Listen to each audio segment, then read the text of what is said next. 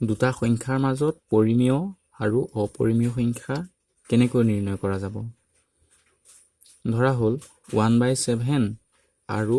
2/7 মাজত থকা আমি দুটা পৰিমেয় সংখ্যা নিৰ্ণয় কৰিব লাগে প্ৰথম পৰিমেয়টো চাওঁ তাৰ পাছত অপৰিমেয়টো চাম এতিয়া 1/7 আৰু 2/7 মাজত দুটা পৰিমেয় সংখ্যা নিৰ্ণয় কৰিব লাগে 1/7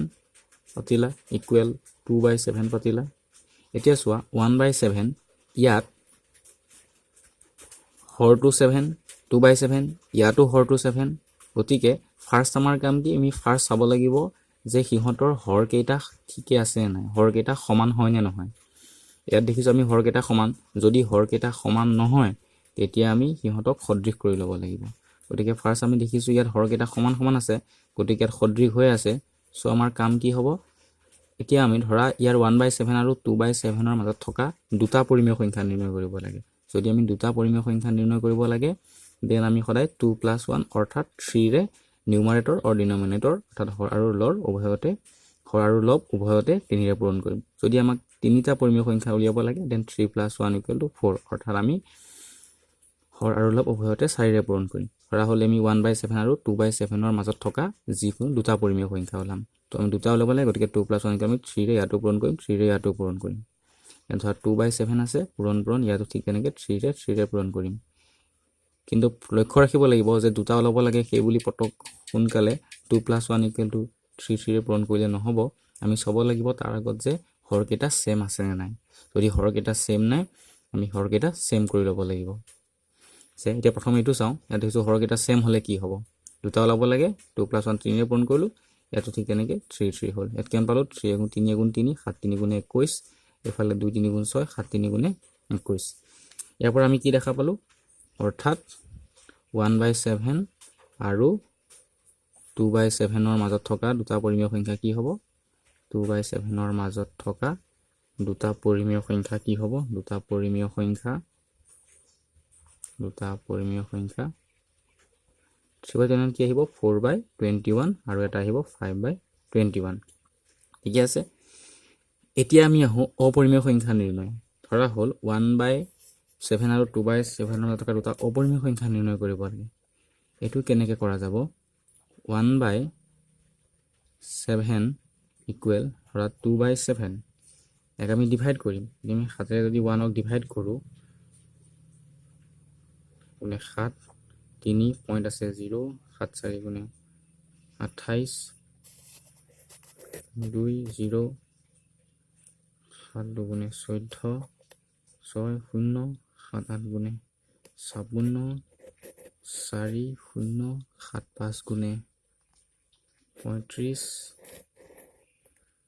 35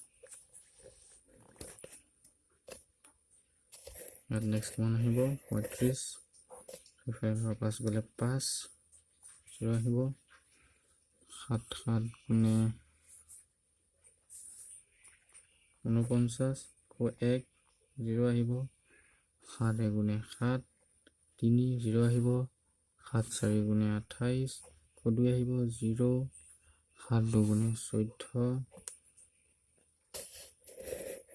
14 পৰা 4 গলে থাকিবগে 6 0 আকৌ 7 8 × থাকিব 56 এনেকৈ গৈ থাকিব মানে আমি কি পালো 0 পইণ্ট আমি কি পোৱা গলো 0.142857 আকৌ তেনেকৈ 1.1428 কে গৈ থাকিব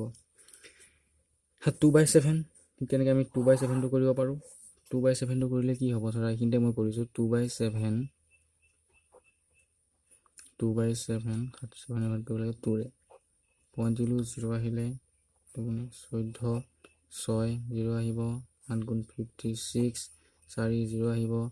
7 5 × 35 আহিব 0 7 7 × 49 1 0 7 × 7 3 0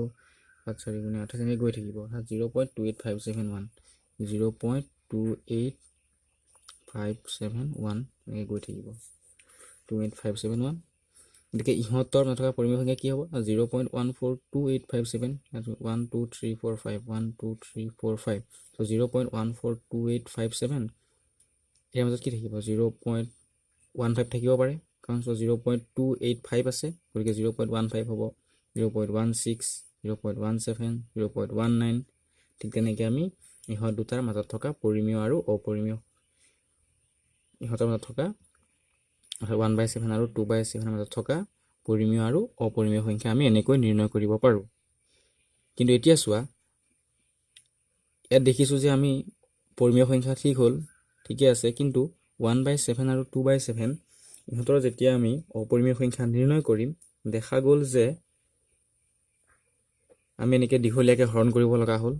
গতিকে অতি সহজতে আমি কেনেকৈ অপৰিমেয় সংখ্যা নিৰ্ণয় কৰিম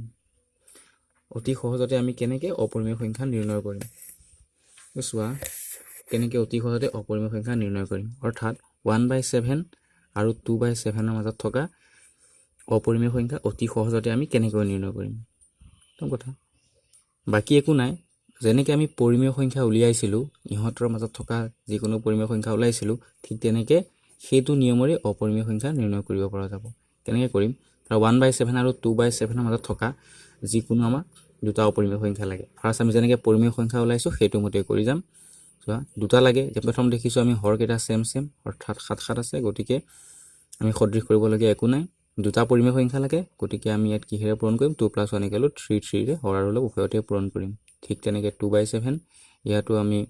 হৰ আৰু লব উভয়তে 3 ৰে পূৰণ কৰিম আমি দেখাম 3 × 3 7 3 × 21 2 3 × 6 7 3 × 21 এতিয়া ইহঁতৰ মাজত থকা আমি অলপ আগত কৰিলোঁ যে ইহঁতৰ মাজত থকা দুটা পৰিমেয় সংখ্যা কি আহিব এতিয়া 4/21 আৰু 5/21 এতিয়া মই কৈছিলোঁ যে ইহঁতৰ মাজত থকা অপৰিমেয় সংখ্যা কেনেকৈ অতি সহজতে উলিয়াম এইটোৱে হ'ব খালি মাত্ৰ ইয়াত ৰুট অভাৰ দি দিলে হৈ গ'ল অৰ্থাৎ 1/7 আৰু 2/7 মাজত থকা অপৰিমেয় সংখ্যা নিৰ্ণয় অতি সহজতে পৰিমেয় সংখ্যা যেনেকৈ উলিয়াওঁ ঠিক তেনেকৈ উলিয়াই শেষত ৰুট অভাৰ দিলে আমি অপৰিমেয় সংখ্যা পাম বাকী যিটো আগৰ আমি যদি কৰিছিলোঁ 1/7 আৰু 2/7 ইয়াৰ যিটো আছিলে এইটো আমি 7ৰে একক হৰণ কৰিবলগীয়া হৈছিল 7ৰে 2 হৰণ কৰিব লগা হৈছিল তেনেকৈ সময় বহুত খৰচ হ'ব গতিকে 1/7 আৰু 2/7 এনেকৈ অতি সহজতে